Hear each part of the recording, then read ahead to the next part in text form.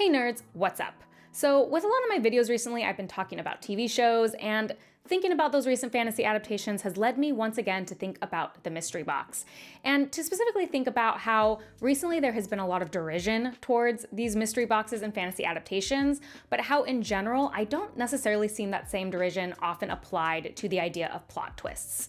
Now, I don't know the official definitions of plot twist and mystery boxes or the official differences, but to me, the difference seems that a mystery box is something that is advertised to the viewer or reader. It is something that is set up at the beginning to be looking for, whereas a plot twist often flies more under the radar and isn't necessarily advertised to you, but is just something that builds to and happens. Now, both mystery boxes and plot twists are used in fantasy books all the time, and I'll probably be sticking mostly to TV shows or very, very well-known books, because the problem is telling you guys a book has a plot twist that you haven't read or didn't know about kind of ruins the book if you're looking for it. Well, and that brings us right back around to the idea of mystery boxes.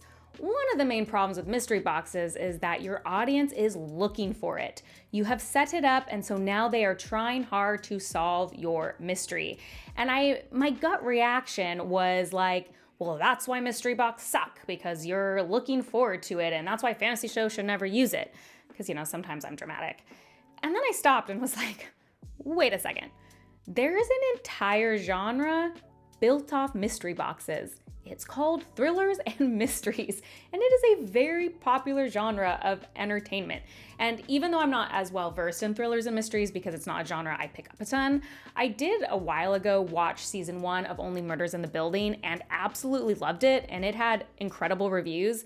And there's nothing more mystery boxy than a whodunit show. They clearly set up the murder right at the beginning and say, solve this. So if the problem isn't the concept of a mystery box in general, why have we all felt so negative towards this mystery box concept in recent fantasy adaptations? Why have I started to groan when I worry that an adaptation is going in that direction?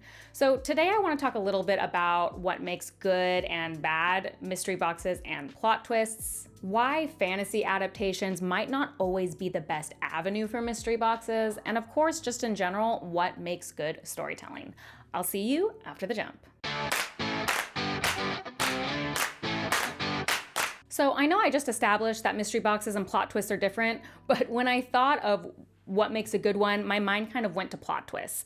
And what makes a good plot twist is a few things. 1, the clues were there all along. 2, rewatching or rereading the project once you know the plot twist holds up. It may even be more enjoyable or as enjoyable to see all the clues you missed. And 3, it's not overly concerned with whether its audience is going to guess the mystery or not. And I'll explain that one further in a second. So honestly, for me, the reverse of those tend to be true, I find, when there's a plot twist or mystery box that I hate. It's over worried about their audience guessing the secret or the plot twist, and so consequently, it doesn't necessarily hold up on a rewatch because it's done so much to try to trick the audience that not all of the clues add up, not all of the scenes make sense once the mystery is revealed. And then perhaps for me, it's overly focused on or overly advertised, which would be more of a mystery box thing. So if we go into concrete example territory with Rings of Power Season 1, the show really heavily advertised who is Sauron, who is it gonna be? But the show knew people would be looking for it because they advertised it, so in my opinion, the show became overly concerned with trying to trick you on who Sauron would be. We had our Gandalf character like, oh, maybe he's actually bad because he gets angry. And then we had Halbrand who was like, Galadriel has to convince him to be the king that he once was. I think this led them to making weird choices that don't hold up on rewatch. I already talked about that in my review, but there was plenty of scenes like this, but a lot of what Halbrand does just doesn't make any sense with the idea that he is Sauron. Like, it doesn't hold up on a rewatch. And although I'll never ever be able to prove it, I am convinced this same, we don't want the audience to guess it, is what hurt Lost. Yes, the TV show Lost, which I watched from season 1. Yes, I am an original Lost fan. And if you've been here a while, you know that I let Lost catch strays from me all the time because I watched all the seasons. But I am so convinced that the island actually was purgatory, and the creators were mad that people guessed it, and so they changed it. I think it would have just been better if the island was purgatory. Now, maybe that's a lie. Maybe it never really was, but here's my conspiracy theory, is that it was. Anyway, going back to Rings of Power, honestly, this one confuses me a bit because I actually think the Sauron mystery would have been more interesting if they hadn't advertised it. If they used Halbrand as Sauron as a plot twist instead of a mystery box, I actually think it could have been more successful. I'm not saying it would have made the show amazing. I'm just saying I think it would have worked better because then they wouldn't have had to have overly worried about trying to do different threads for the viewers. If they just advertised as a show that Sauron wouldn't be in, then no one would be looking for him, and then it might have been interesting and shocking when the reveal finally comes, and they could have had scenes that made a little bit more sense. So why did they go so hard on that avenue? I think with something like Rings of Power, they didn't need an extra hook. Lord of the Rings is incredibly popular among non-fantasy audiences as well. Like, I have tons of friends who love the Lord of the Rings movies that I wouldn't say are necessarily fantasy people. Like, they're pretty mainstream as that goes. And I don't think they needed something extra to get people to watch more Lord of the Rings. Now, like I said, I don't really know why this happened. Perhaps it wasn't supposed to be that hard of advertising, but that's what got picked up by news articles and then repeated a ton. So maybe that wasn't Amazon's intention. Maybe Amazon felt like, well, that will get people to watch the show, so we have to go hard on that. Especially because there's been kind of a recent trend in a lot of these revivals to focus heavily on known characters. It's something I complained a lot with a lot of the Star Wars TV shows. So maybe that was their thing. Like, well, if Sauron's not in the show, people won't be interested. I don't know. But again, I think that would have worked better as a plot twist than a mystery box. So I'm going to get to a broader point here, but I want to do another example, of course, which is Wheel of Time Season 1. Now, when Wheel of Time Season 1 was announced way back in the day, like I knew about it when it was first announced. And I remember specifically hearing that they were going to make Moraine a main character and tried to up the mystery of who the Dragon Reborn was. And I remember my initial reaction to that when I heard that was like, what a great idea. Have the TV show a little bit from Moraine's perspective for the first few episodes. This is how it was going in my head.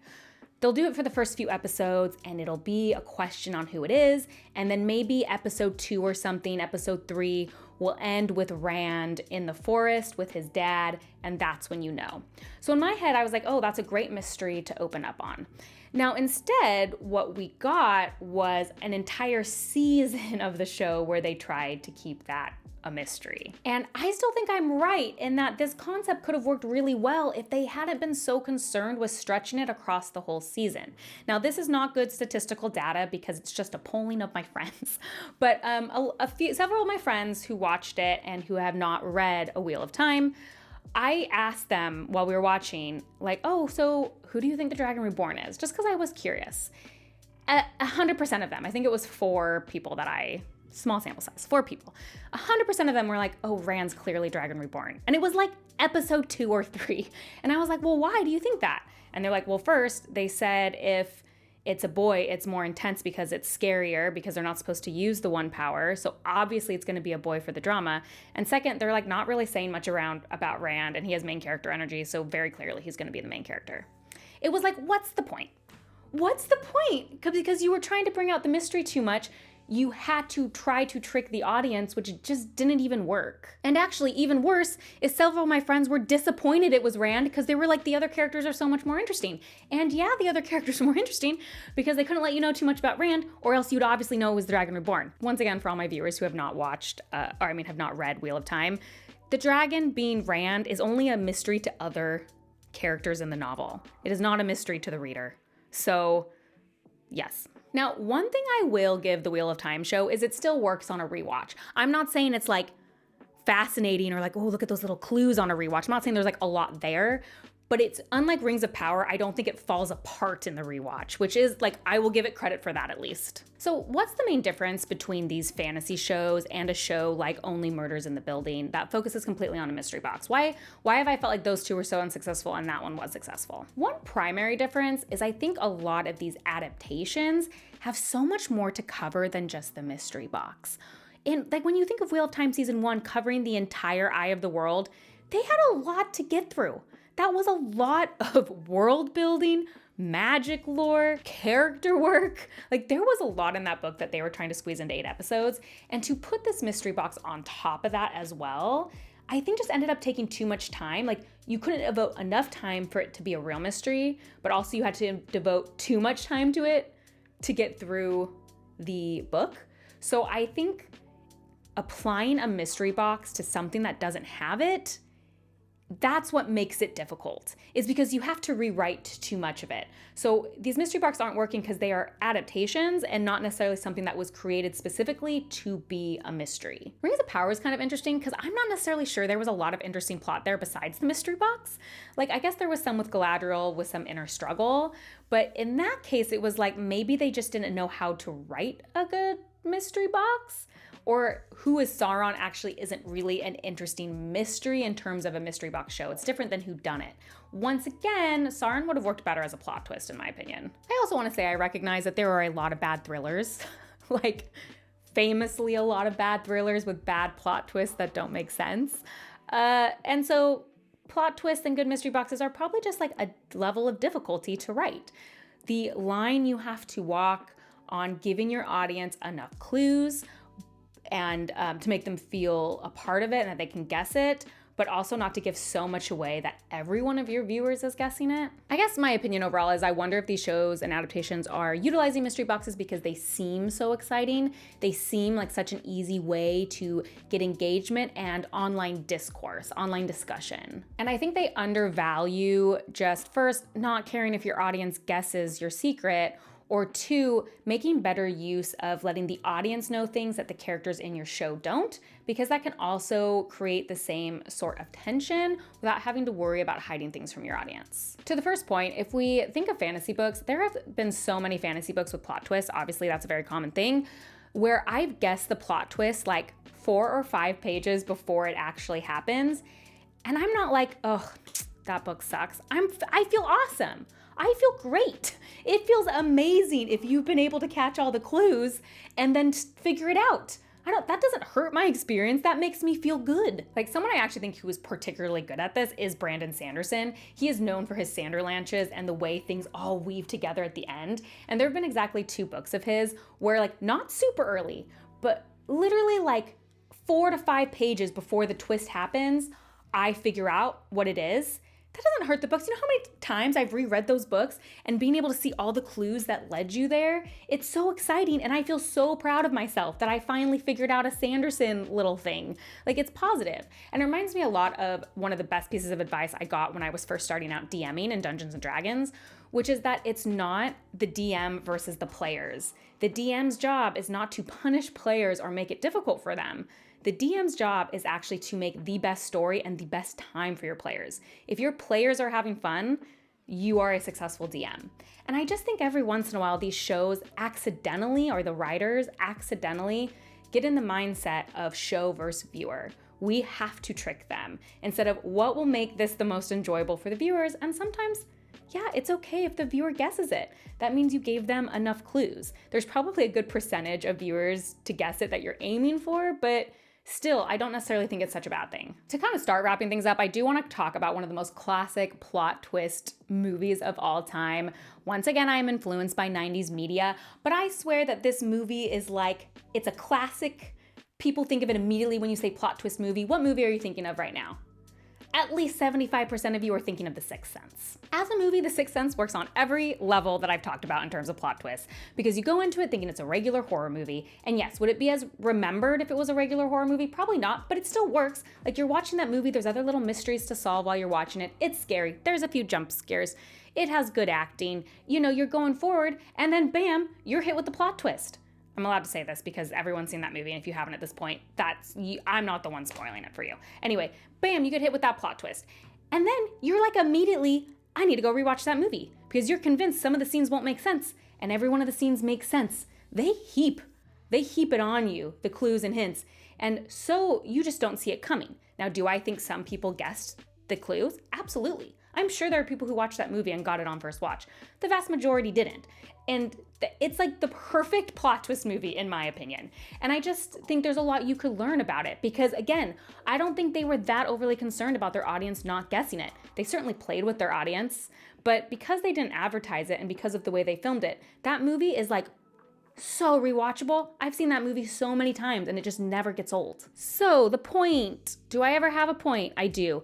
I think mystery boxes and plot twists in general are great. And I think the anger at them recently is just that they just haven't been applied in the right way. Not every story is going to lend itself to having a mystery applied on top of it. And in fact, they are hard to balance and get right. And I just don't think there's enough respect on the effort it takes to make a mystery satisfying. Because like you have a Lost case where they just make strange things happen and don't give you like a satisfying conclusion.